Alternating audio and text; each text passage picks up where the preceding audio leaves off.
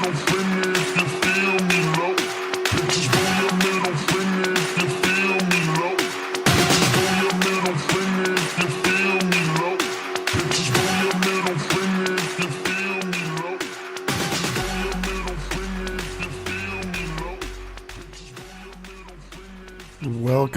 to another edition of the VentShow. We're going to get back on track here. The song here is called Dog Blood Middle Finger, if you didn't figure that fucking shit out. Sometimes we feel like putting up the middle fucking finger. Sometimes you have to. Just get it out, vent it out. That's what the VentShow's about, god damn it. Leave that emotional trash here. There you go.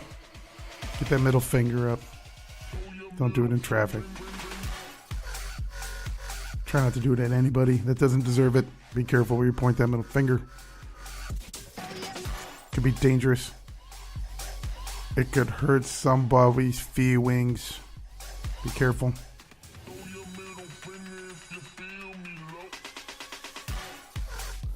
Welcome to the VentShow. This is Andy Sharp. Back on the mic for another edition. For another episode. Hopefully you've been checking this out. You've been deciding, what the hell is this guy all about? This guy wasting my time. Is he worth it? Well, I hope so. Hope you can find a little fun here. Get rid of some of that emotional trash you've been carrying around all day. I want to talk about some shit on my mind.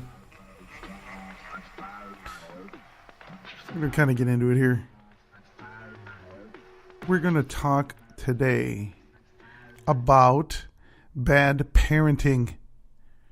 We're going to talk about kids acting fucking out in public and why their parents don't do anything.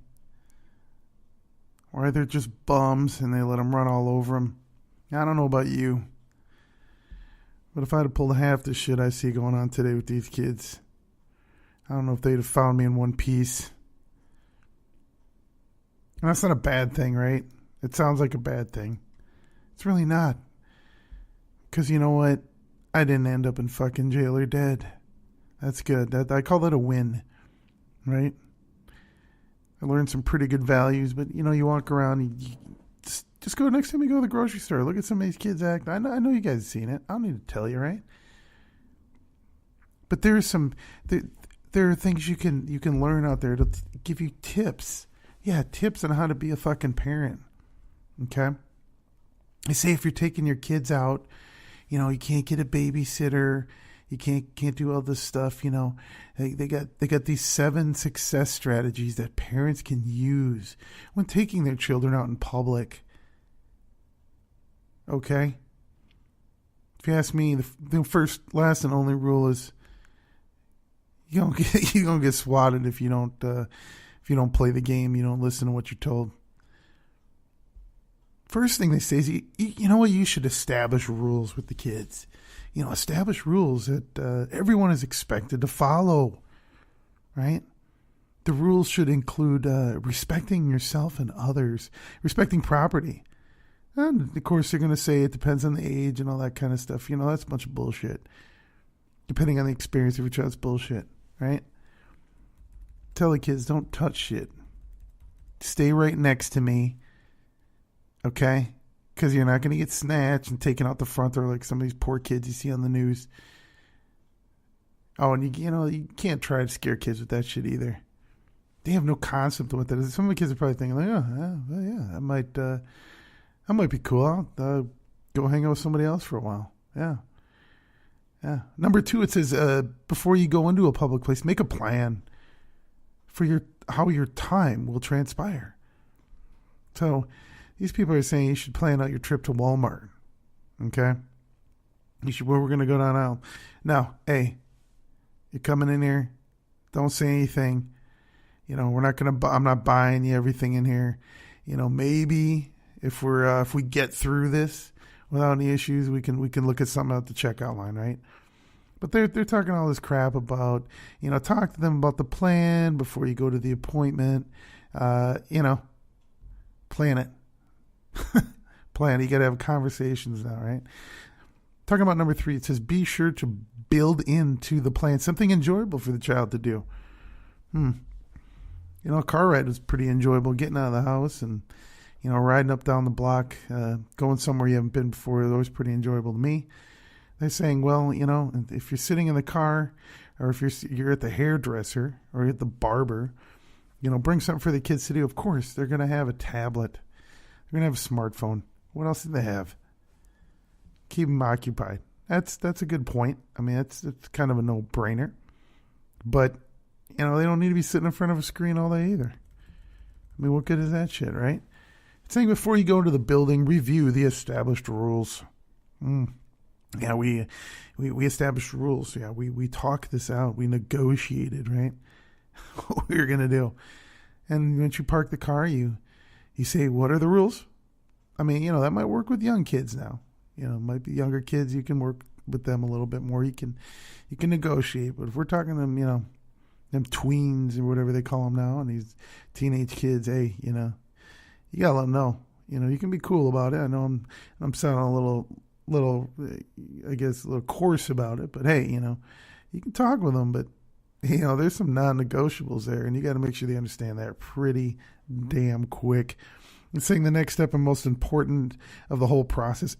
Ask your children, do you have it in you today to follow the rules?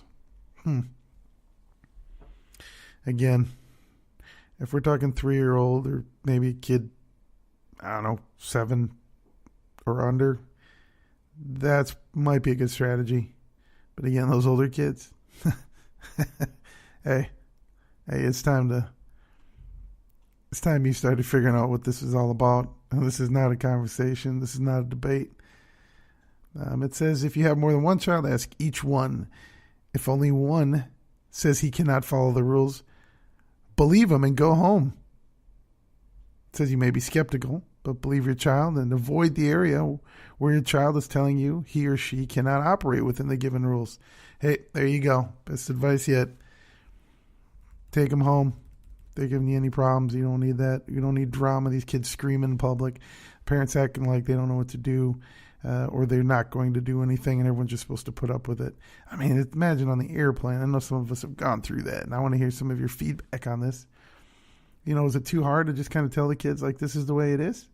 Or do we have to have these conversations with them about how things are going to go and how you feel about that? And do you remember the plan? Again, I think maybe it'll work with younger kids, but, get close to that 10-year-old age and, and that kind of stuff. Of course, it's going to depend also on the social development of the child, But you know what? Bottom line is it comes down to what example are you setting as a parent for that child, right? So are you going in? Do you seem like you have a plan?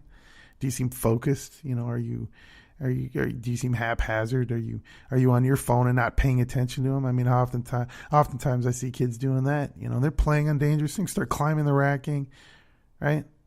And if you're the guy or gal that has to come over and be like, oh, excuse me, please don't climb the racking, they're going to look at you crazy. Like you smacked their kid or something because you try to save them from playing on an escalator and getting chewed up, or hanging on a railing. Or trying to climb up to the rafters and say a Home Depot or something like that. No, they're going to give you attitude. Well, maybe you should talk to us first. Hey, you know what, buddy? You had your chance. And the most important thing should be, hey, they were looking out for my kid. My kid didn't have 2 tons of crap pulled out on him because I'm trying to place a pizza order, and talk to Aunt Sydney on the other line. Okay? Yeah. That's a big deal. All right. So we're going to take a short break here. We're going to get, again, we want your thoughts here. This is the VentShow. This is Andy Sharp. Please reach out to us here. You can go to Facebook and search VentShow. Please leave your comments. I'll post every one of these episodes on there for you to listen to. Again, we appreciate any feedback you can offer, anything you can share with us to help us. This is a new project, and I'm learning as we go along here, so I need your feedback. I don't need the middle finger, but hey, if you feel like giving me the middle finger, I'll take it. All right. So we are going to go into a short break here. I'll play a song for you. I know you've kind of had enough of the middle finger here. So I'll stop giving you the middle finger. And we are going to slide over to a new track. This one's called by Ajin, Ayjin. It's called Running.